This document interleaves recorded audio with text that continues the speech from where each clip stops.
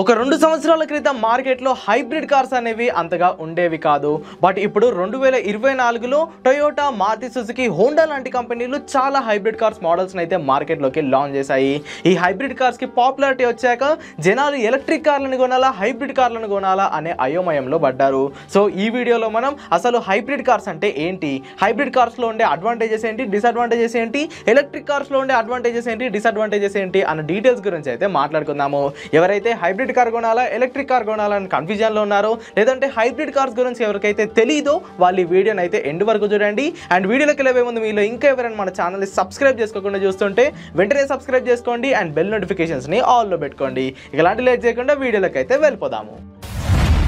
ముందుగా మనం electric cars అంటే ఏంటో చూద్దాము. ఎలక్ట్రిక్ కార్స్లో ఉండే మేజర్ కాంపోనెంట్స్ వచ్చేసరికి బ్యాటరీ అండ్ మోటార్. ఎప్పుడైతే మనం ఎలక్ట్రిసిటీ సాయంతో బ్యాటరీని ఛార్జ్ చేస్తామో ఆ బ్యాటరీ మోటార్కి పవర్ అందించి కార్ రన్ అవ్వడానికి అయితే హెల్ప్ అవుతుంది.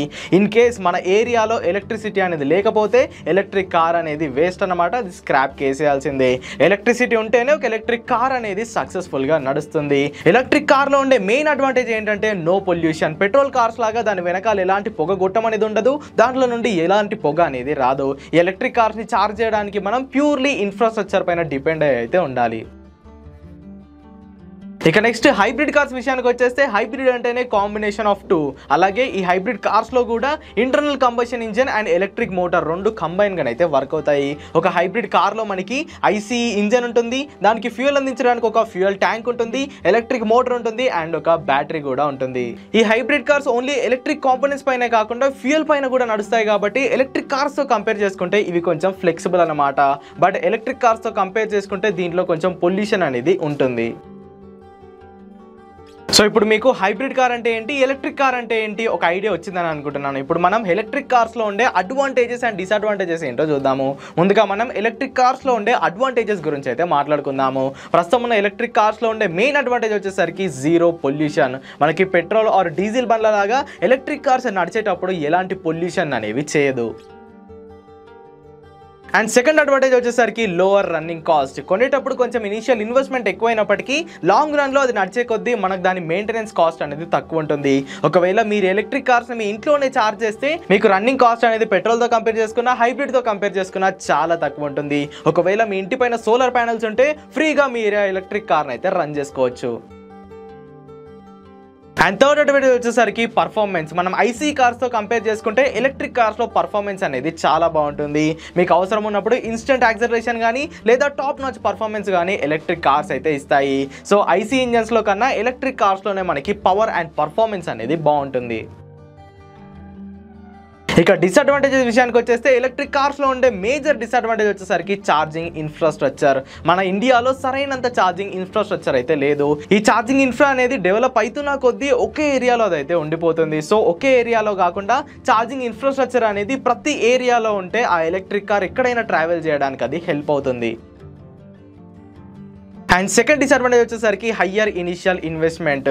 ఒక ఐసీ కార్తో కంపేర్ చేసుకుంటే ఎలక్ట్రిక్ కార్ అదే వేరియంట్లో అదే ఫీచర్స్తో ఎలక్ట్రిక్ కార్ యొక్క ప్రైస్ అనేది 2 నుంచి 3 లక్షలు ఎక్కువైతే ఉంటుంది. సో ఒక ఎలక్ట్రిక్ కార్ని కొనాలంటే మనం ఇనిషియల్గా ఇన్వెస్ట్మెంట్ అనేది కొంచెం ఎక్కువ పెట్టాల్సి ఉంటుంది. అండ్ నెక్స్ట్ డిసడ్వాంటేజ్ వచ్చేసరికి లిమిటెడ్ రేంజ్. ఛార్జింగ్ ఇన్ఫ్రా అనేది చాలా తక్కువ ఉంది. కాకపోతే మన ఇంట్లో ఛార్జింగ్ పెట్టుకునైనా ఈ ఎలక్ట్రిక్ కార్ పైన లాంగ్ ట్రిప్స్ చేద్దామంటే రేంజ్ అనేది చాలా తక్కువ ఉంది. ప్రస్తుతం ఉన్న మాక్సిమం ఎలక్ట్రిక్ కార్స్లో రేంజ్ అనేది 250, 300, 350 కన్నా ఎక్కువ అయితే లేదు. సో ఛార్జింగ్ ఇన్ఫ్రా పైన డిపెండ్ అవ్వకుండా మన ఇంట్లో ఛార్జింగ్ పెట్టుకొని లాంగ్ ట్రిప్స్ చేసుకోవాలనుకున్నా కానీ అది పాసిబుల్ అయితే కాదు. సో ఇవన్నమాట ఎలక్ట్రిక్ కార్స్లో ఉండే అడ్వాంటేజెస్ అండ్ డిసడ్వాంటేజెస్. ఇప్పుడు హైబ్రిడ్ కార్స్లో అడ్వాంటేజెస్ అండ్ డిసడ్వాంటేజెస్ ఏంటో చూసేద్దాము. ముందుగా హైబ్రిడ్ కార్స్లో ఉండే ఫస్ట్ అడ్వాంటేజ్ వచ్చేసరికి ఫ్యూయలింగ్ ఫ్లెక్సిబిలిటీ.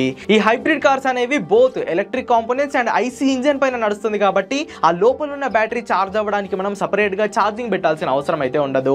ఆ కార్లో ఉండే రీజనరేటివ్ బ్రేకింగ్ వల్లే ఆ చిన్న బ్యాటరీ అనేది దానంతటదే ఛార్జ్ అయిపోతుంది అండ్ అది మోటార్కి పవర్ అనేది ఇస్తుంది. సో ఇక్కడ మనం ఆ బ్యాటరీని సపరేట్గా ఛార్జ్ చేయాల్సిన అవసరం అయితే లేదు. మనం జస్ట్ ఫ్యూయల్ పోస్తే చాలు, ఆ ఫ్యూయల్తో నడిచే ఆ ఎనర్జీతోనే ఆ బ్యాటరీ అనేది రీఛార్జ్ చేసుకుంటుంది. సో ఇలా అవ్వడం వల్ల మనం ఈ హైబ్రిడ్ కార్స్ పైన ఈజీగా లాంగ్ ట్రిప్స్ అనేది వేసుకోవచ్చు. ఇష్టమున్న దగ్గర ఆగి మనం దీనికి ఫ్యూయల్ అనేది కొట్టించుకోవచ్చు. అండ్ సెకండ్ అడ్వాంటేజ్ వచ్చేసరికి ఇనిషియల్ ఇన్వెస్ట్మెంట్ కాస్ట్. ఒక ఎలక్ట్రిక్ కార్తో కంపేర్ చేసుకుంటే ఈ హైబ్రిడ్ కార్ యొక్క ఇనిషియల్ ఇన్వెస్ట్మెంట్ కాస్ట్ అనేది తక్కువ ఉంటుంది. అదే ఐసీ వేరియంట్తో కంపేర్ చేసుకుంటే కాస్త ఎక్కువ ఉంటుంది, కానీ ఎలక్ట్రిక్ కార్స్తో కంపేర్ చేసుకుంటే మాత్రం చాలా తక్కువే ఉంటుంది. సో ఎలక్ట్రిక్ కార్స్ని అఫోర్డ్ చేయలేము, కాకపోతే మేము ఎన్విరాన్మెంట్ని సేవ్ చేయాలనుకుంటున్నాం అనే వాళ్ళు ఈ హైబ్రిడ్ కార్స్ని అయితే సెలెక్ట్ చేసుకోవచ్చు. అండ్ థర్డ్ అడ్వాంటేజ్ వచ్చేసరికి నో టెన్షన్ ఆఫ్ రేంజ్. ప్రస్తుతం ఉన్న హైబ్రిడ్ కార్స్లో మనం సపరేట్గా ఆ బ్యాటరీకి ఛార్జింగ్ పెట్టాల్సిన అవసరం అయితే లేదు. బట్ ఫ్యూచర్లో మనకి ఖచ్చితంగా ఈ హైబ్రిడ్ కార్స్లో ఒక పెద్ద బ్యాటరీతో కార్స్ అనేవి వస్తాయి. సో అప్పుడు ఆ పెద్ద బ్యాటరీకి మనం ఛార్జింగ్ అనేది పెట్టాల్సి ఉంటుంది. సో అలా పెట్టిన ఛార్జింగ్తో ఒక 200 నుండి 250 కిలోమీటర్లు ట్రావెల్ చేసిన తర్వాత అక్కడ మనకి ఛార్జింగ్ స్టేషన్స్ లేకపోయినా సరే మనకు ఒక ఫ్యూయల్ ట్యాంక్ అనేది ఉంటుంది. అప్పుడు ఆ ఫ్యూయల్లో మనం బ్యాకప్గా ఫ్యూయల్ కొట్టించుకొని అప్పుడు ఎలక్ట్రిక్ నుండి మనం ఐసీ ఇంజన్కి స్విఫ్ట్ చేసుకొని మన కార్ని నియరెస్ట్ ఛార్జింగ్ స్టేషన్ వరకు అయితే తీసుకెళ్లొచ్చు. సో ఎలా చూసుకున్నా కానీ హైబ్రిడ్ కార్స్ కి రేంజ్ టెన్షన్ అయితే అస్సలు ఉండదు. ఇక డిసడ్వాంటేజెస్ విషయానికి వచ్చేస్తే ఎలక్ట్రిక్ కార్స్తో కంపేర్ చేసుకుంటే ఈ హైబ్రిడ్ కార్స్లో మనకి ఇంజన్ ఉంటుంది కాబట్టి దాని నుండి ఎమిషన్స్ అనేవి ప్రొడ్యూస్ అవుతూనే ఉన్నాయి. ఎలక్ట్రిక్ కార్స్తో కంపేర్ చేసుకుంటే దీంట్లో పొల్యూషన్ అనేది ఉంటుంది. దాని వెనకాల గొట్టం ఉంటుంది, దాంట్లో నుంచి మనకి పొగొస్తూనే ఉంటుంది. దానివల్ల ఎన్విరాన్మెంట్కి పొల్యూషన్ అవుతూనే ఉంటుంది. నెక్స్ట్ డిసడ్వాంటేజ్ వచ్చేసరికి హయ్యర్ ఆపరేటింగ్ కాస్ట్. ఒక ఐసీ ఇంజన్ని మనం మెయింటైన్ చేయాలంటే దాన్ని పీరియాడిక్ సర్వీస్కి తీసుకెళ్ళాలి, ఇంజన్ ఆయిల్ చేంజ్ చేయాలి, ఈ బ్రేక్ లివర్స్, ఫ్యూయల్స్, లిక్విడ్స్ అన్నీ చేంజ్ చేయాల్సి ఉంటుంది. అదే ఎలక్ట్రిక్ విషయానికి వచ్చేస్తే మనం ఐసీతో కంపేర్ చేసుకుంటే కొంచెం దీని మెయింటెనెన్స్ కాస్ట్ అనేది తక్కువే ఉంటుంది. సో ఇప్పుడు హైబ్రిడ్ కార్స్లో ఇటు ఎలక్ట్రిక్ కాంపోనెంట్స్ ఉన్నాయి, అటు ఐసీ ఇంజన్ కూడా ఉంది. సో ఈ రెండింటిని మెయింటైన్ చేయాలంటే మనకి రన్నింగ్ కాస్ట్ అనేది ఎక్కువైపోతుంది. ఇనిషియల్గా మనం పెట్టే ఇన్వెస్ట్మెంట్ తక్కువైనప్పటికీ మనకి లాంగ్ రన్లో వాటిని మెయింటైన్ చేయాలంటే దోల తీరిపోద్ది. అండ్ నెక్స్ట్ డిసడ్వాంటేజ్ వచ్చేసరికి లిమిటెడ్ ఎలక్ట్రిక్ పర్ఫార్మెన్స్. ఒక ఎలక్ట్రిక్ కార్లో చూసుకుంటే ఆ మోటార్ యొక్క పర్ఫార్మెన్స్, దాని పుల్ అనేది నెక్స్ట్ లెవెల్లో ఉంటుంది. అదే హైబ్రిడ్ విషయానికి వచ్చేస్తే అది ఐసీ ఇంజన్ పైన నడుస్తున్నంతసేపు పర్ఫార్మెన్స్ అనేది బాగానే ఉంటుంది, కానీ కొన్ని సిచ్యువేషన్స్లో అది ఎలక్ట్రిక్ మోటార్ పైన రన్ అయ్యేటప్పుడు దాని పర్ఫార్మెన్స్ అనేది అంతగా ఉండదు, చాలా ల్యాగ్ అనేది ఉంటుంది, అది పుల్ అయితే అస్సలు ఇవ్వదు. సో ఇవన్నమాట హైబ్రిడ్లో ఉండే అడ్వాంటేజెస్ అండ్ డిసడ్వాంటేజెస్. సో ఇప్పుడు మనం ఎలక్ట్రిక్లో ఉండే అడ్వాంటేజెస్ మాట్లాడుకున్నాము, హైబ్రిడ్లో ఉండే అడ్వాంటేజెస్ మాట్లాడుకున్నాము, ఎలక్ట్రిక్లో ఉండే డిసడ్వాంటేజెస్ మాట్లాడుకున్నాము, హైబ్రిడ్ లో ఉండే డిసడ్వాంటేజెస్ మాట్లాడుకున్నాము. ఫైనల్ వర్డిక్ట్ విషయానికి వచ్చేస్తే ఈ 2024లో ఎన్విరాన్మెంట్ పొల్యూషన్ అనేది చాలా పెరిగిపోతుంది. మనం మొక్కలు నాటట్లేదు, ఉన్న చెట్లని నరికేస్తున్నాము, ఫ్యాక్టరీస్ పెరిగిపోయాయి, వాటర్ పొల్యూషన్ పెరిగిపోయింది, సాయిల్ పొల్యూషన్ పెరిగిపోయింది. కాబట్టి ఇప్పుడున్న పరిస్థితులకి మీరు కనుక ఒక కొత్త కార్ కొనుక్కోవాలంటే హైబ్రిడ్ కన్నా ఎలక్ట్రికే బెస్ట్ ఆప్షన్ అని చెప్తాను.